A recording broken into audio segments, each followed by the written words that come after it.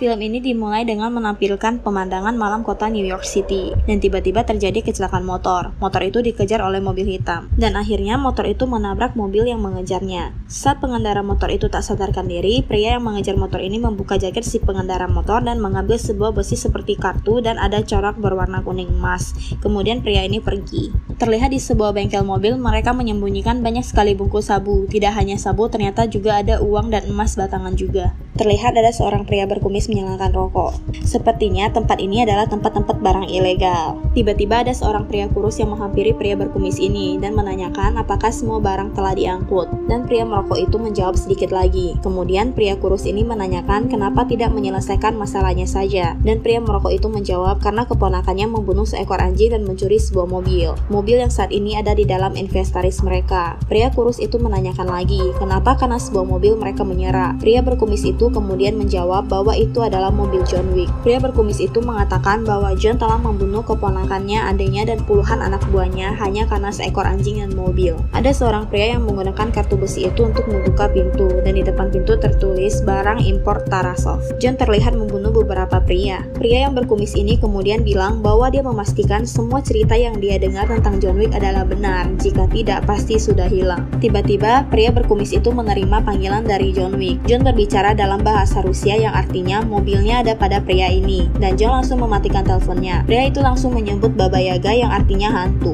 karena John dipanggil dengan julukan itu. John mendatangi bengkel itu dan kemudian mencari mobilnya, dan sepertinya John menemukan mobilnya. Dia langsung menyalakan mobil itu dan tiba-tiba terdengar suara yang berisik. Pria yang berkumis itu pun sadar, dan salah satu penjaganya ditabrak John. Ada sebuah mobil kuning yang mengejar John dan menabraknya sampai hancur. Kemudian mobil John dikejar sebuah motor. Ternyata pengendara motor itu mempunyai pistol dan langsung menembak ke arah John, namun untung saja John berhasil menghindar. Dan kemudian John membuka pintu mobilnya membuat pengendara motor itu menabrak mobilnya dan terjatuh. John putar balik dan langsung kembali lagi ke bengkel. Terlihat John menabrak sebuah mobil sampai hancur dan menabrak seorang lelaki. Dan tiba-tiba John ditabrak mobil kuning yang mengejarnya tadi, dan John langsung terpental dari mobil. Tiba-tiba terdengar beberapa orang berlari ke arah John dan langsung menghajar John. Dan saat John hampir mengalahkan mereka, ada mobil datang yang menabrak John dan membuat John terpental. Seorang pria berbadan agak besar mendekati John dan membanting badan John. Untung saja John membawa pistol dan langsung menembaknya. Pria yang berkumis itu panik karena John menghampirinya. Saat baru masuk ke ruangan kantor pria kumis ini, John menjamunya dan berkata damai dalam bahasa Rusia. Kemudian pria ini menjawab apakah orang seperti John tahu tentang kedamaian, dan John menjawab kenapa tidak. Setelah itu mereka bersulang. Saat John ingin meninggalkan ruangan tersebut, pria ini berkata nikmati masa pensiunnya. John hanya mengangguk dan meninggalkannya. Kemudian John ke parkiran dan mengendarai mobilnya yang telah hancur ditabrak. John sampai ke rumahnya pada pagi hari dengan keadaan mobilnya yang hampir mogok. Kemudian dia membuka sebuah surat terakhir dari sang istri yang telah meninggal dan mengingatnya kembali. Saat baru sampai ke dalam rumah, John didatangi seekor anak anjing hitam. John terlihat sangat merindukan sang istri karena terus memikirkannya. John sedang di taman bersama anjingnya, kemudian disamperin sebuah mobil hitam, dan ternyata orang itu adalah Aurelio. Aurelio kaget melihat kondisi mobil John yang hancur, yang bahkan mesinnya hampir copot.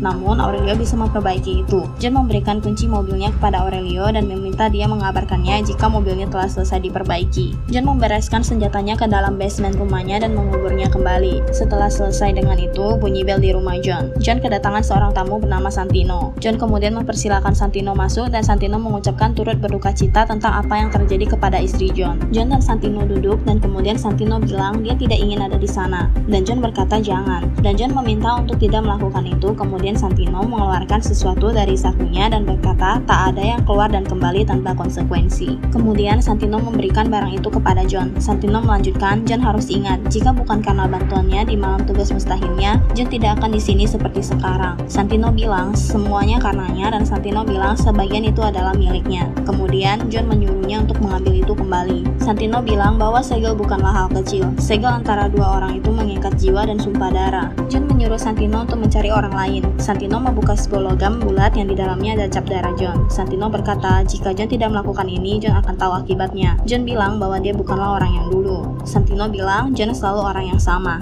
John bilang bahwa dia tidak bisa membantu Santino, dan John mengembalikan logam logam besi itu kepada Santino dan mengucapkan maaf. Setelah Santino pergi, John masuk ke dalam rumah dan memandangi foto dia dan sang mendiang istri. Terlihat Santino sedang menyiapkan sebuah senjata dan Santino menembakkan tembakan api ke rumah John dan menyebabkan rumah John terbakar. Setelah itu, Santino langsung meninggalkan rumah John. John yang berada di luar rumah memandang rumahnya yang sudah habis terbakar beserta foto dia dan istrinya. Kemudian ada petugas pemadam kebakaran beserta polisi di rumah John. John terlihat duduk termenung dan polisi itu bertanya apakah kebakaran ini terjadi karena ledakan gas dan John mengiyakannya. John mengajak anjingnya ke Hotel Continental. John ingin bertemu dengan manajer hotel. John menemui Winston, manajer Hotel Continental yang saat itu sedang bersama seorang rekannya. Kemudian John menanyakan di mana Santino.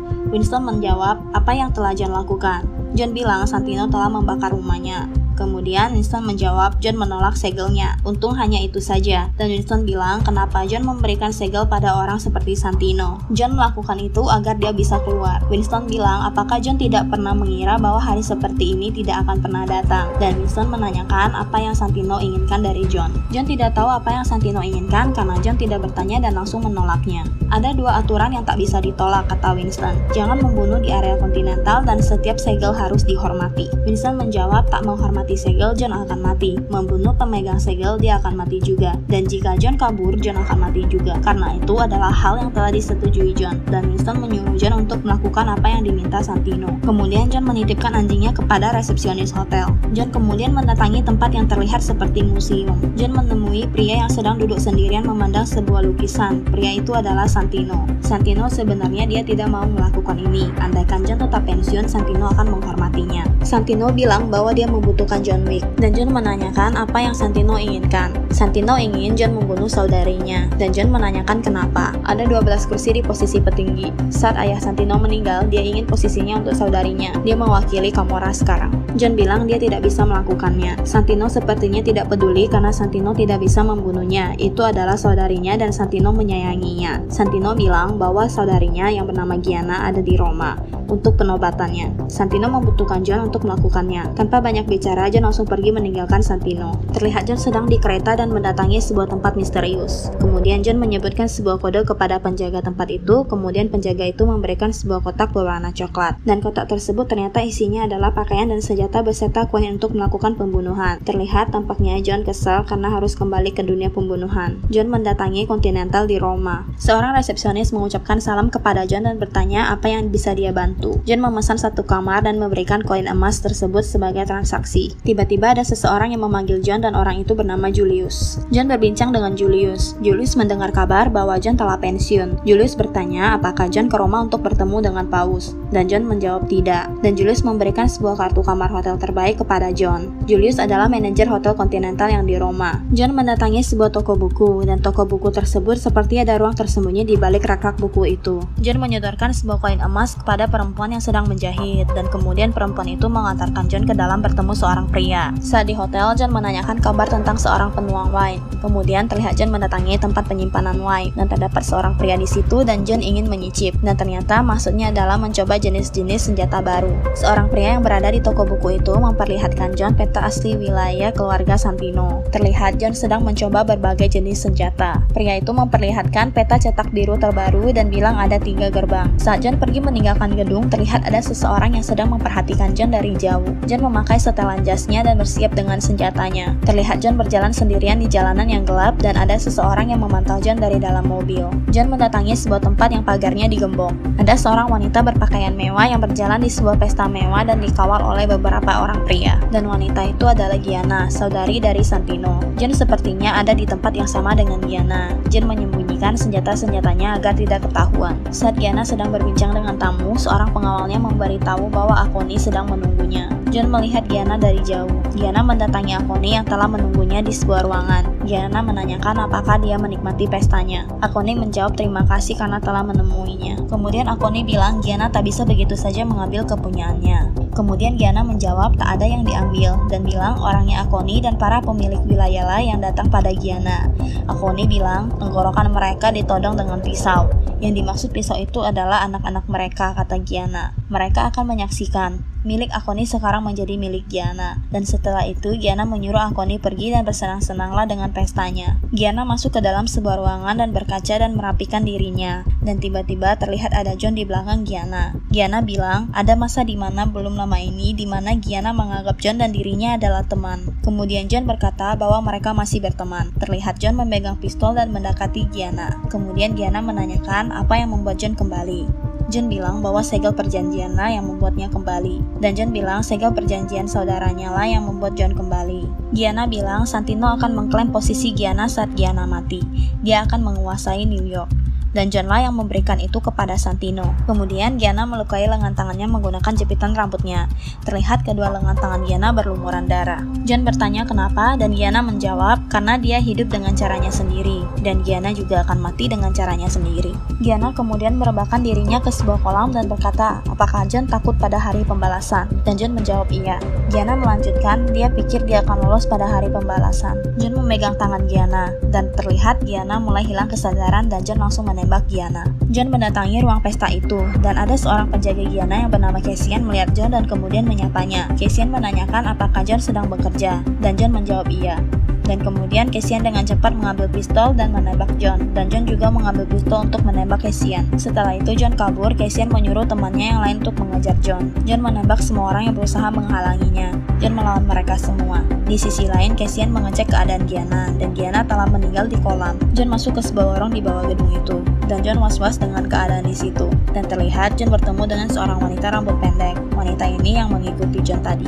John menanyakan apakah tugasnya sudah selesai, dan tiba-tiba ada banyak pria yang menembaki John secara bersamaan. John dikejar oleh orang-orang itu, dan John menembaki orang itu satu persatu. John terlihat beberapa kali mengganti senjata, dan John ditangkap oleh seorang pria, namun dengan cepat John lawan dan menembaknya. Akhirnya John berhasil keluar dari tempat itu. Tiba-tiba John ditabrak oleh mobil yang dikendarai oleh Cassian. Cassian langsung menembak John dan bersembunyi di belakang mobil. John melawan Cassian tanpa senjata. Cassian hampir menusuk John dengan pisau, namun John dengan cepat mengeluarkan pistol dan menembaknya ke arah Cassian namun meleset. Tiba-tiba tanpa mereka sadari mereka menabrak kaca Hotel Continental. Julius mendatangi John dan Cassian dan berkata apa perlu diingatkan lagi bahwa tidak boleh ada kekacauan di hotel.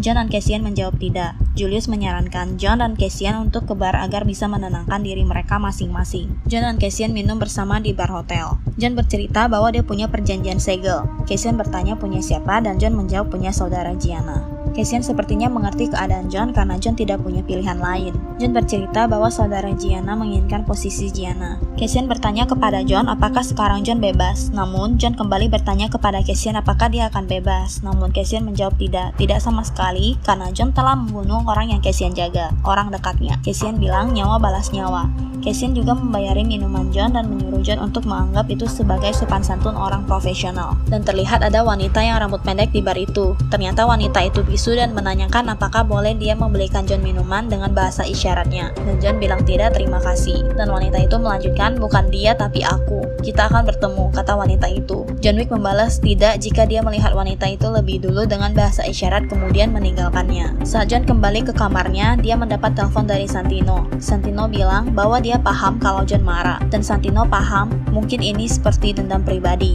Sebelum Santino selesai berbicara, John menutup telepon. Kemudian John menelpon resepsionis. John ingin menyampaikan kepada manajer hotel bahwa besok dia akan keluar hotel. Santino menelpon ke hutang dagang. Paginya John bersiap keluar hotel. Santino menghubungi hutang dagang dan ingin membuat sebuah kontrak atas nama John Wick. Terlihat seorang wanita sedang menyebarkan kontrak tersebut ke orang-orang termasuk Winston, manajer Hotel Continental di New York. Winston memberikan sebuah buku yang berisi cap kepada Santino dan berkata bahwa perjanjian segelnya telah selesai. Winston menyuruh Santino untuk membuat cap, kemudian Winston bilang bahwa Santino tidak tahu apa yang akan terjadi, dan terlihat Santino sedang membuat cap dengan darahnya. Santino berkata semua orang di New York sedang memburu John, dan Santino ragu kalau dia akan bertemu John lagi. Winston berkata bahwa sekarang John bebas. Apakah Santino tahu apa yang akan John lakukan? Winston bilang bahwa John telah memperingatinya untuk tidak melakukannya, namun Santino mengabaikannya. Saat John sedang berjalan, terlihat seorang wanita yang sedang bermain biola kemudian menembak John. John tertembak di bagian perut. John terus melawan orang-orang yang mendapat tawaran kontrak yang dilakukan Santino. Mereka melakukan ini karena Santino menawarkan duit 7 juta bagi siapa saja yang bisa membunuh John. John bertemu dengan Cassian di air mancur. Saat John ingin menembaknya, John kehilangannya. John dikejar Cassian dan John melarikan diri. John dan Cassian bertemu di stasiun kereta. Namun saat mereka bertemu, ada kereta datang. John dan Cassian sama-sama menaiki kereta tersebut. Kemudian John mengeluarkan pisau, begitu juga Cassian. Cassian menusuk paha John dengan pisau dan mereka bertarung di dalam kereta.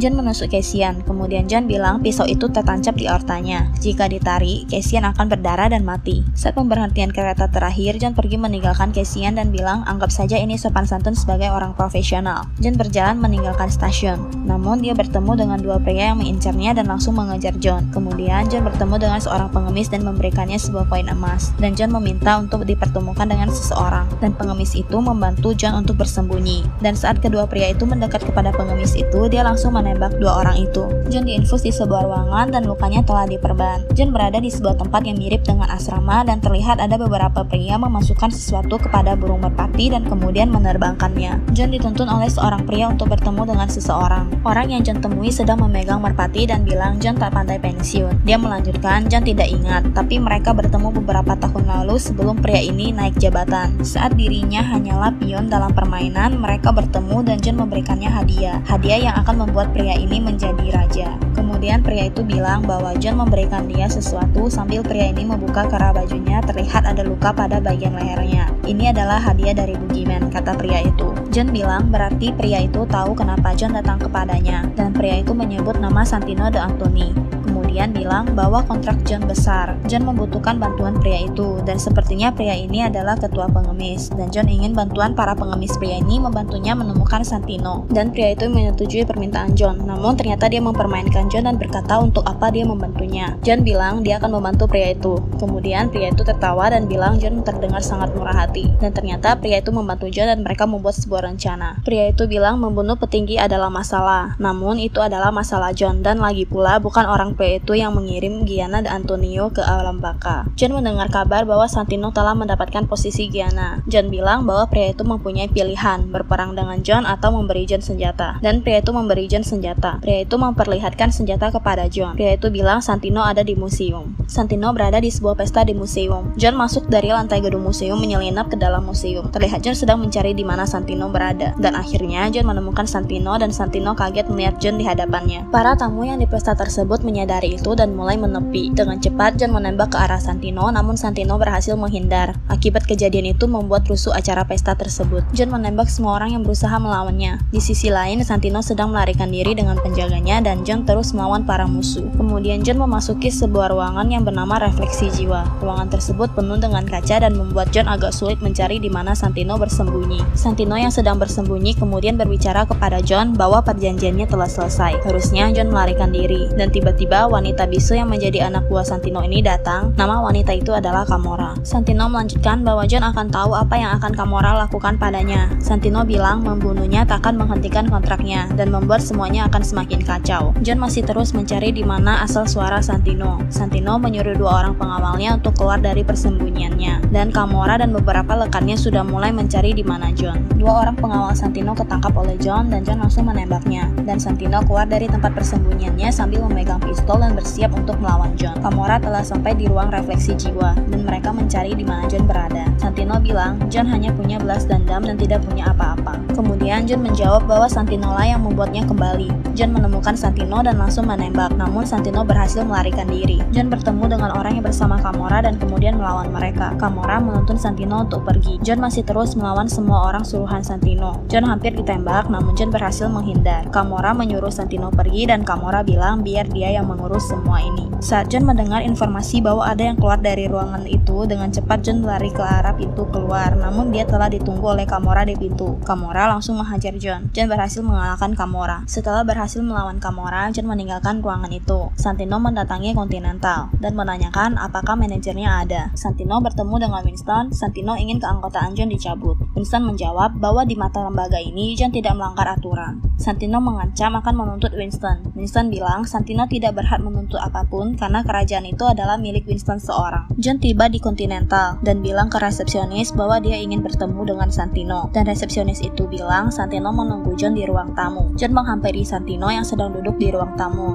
John sambil memegang senjata. Santino bilang tamu bisa tinggal lama di Continental dan menu makanan di sana berbeda setiap hari. Winston menyuruh John untuk pergi karena Santino sedang memancing John marah dan Winston takut John akan melakukan pelanggaran di Continental. Santino menyetujui hal ini, kemudian menyuruh John pergi. Sebelum Santino selesai berbicara, John menembaknya dan Santino pun tewas. Winston bertanya apa yang telah John lakukan. John meletakkan senjatanya dan menjawab mengakhirinya dan kemudian meninggalkannya. John menemui resepsionis dan menanyakan apa kabar anjing yang dititipnya. Resepsionis itu bilang bahwa dia anjing yang pintar dan resepsionis itu senang bersamanya. John mengajak anjing itu untuk pulang ke rumah yang telah habis dibakar. John terlihat sangat terpuruk karena dia kehilangan segalanya. John kemudian menemukan gelang mendiang istrinya yang tertimbun tanah akibat kebakaran itu. Resepsionis yang di hotel itu kemudian mendatangi John dan membawa John ke sebuah tempat yang terlihat seperti taman dan bertemu Winston di sana. Winston bilang bahwa Camorra telah menggandakan kontrak dan kontrak itu menjadi kontrak internasional. Winston bilang John membunuh di daerah netral dan John tak memberinya pilihan selain mengeluarkan John. Semua layanan dan pekerjaan yang berkaitan dengan Continental sekarang tertutup untuk John. Winston meminta maaf. Sekarang John kehilangan hidupnya dan John bertanya kenapa dirinya tidak mati.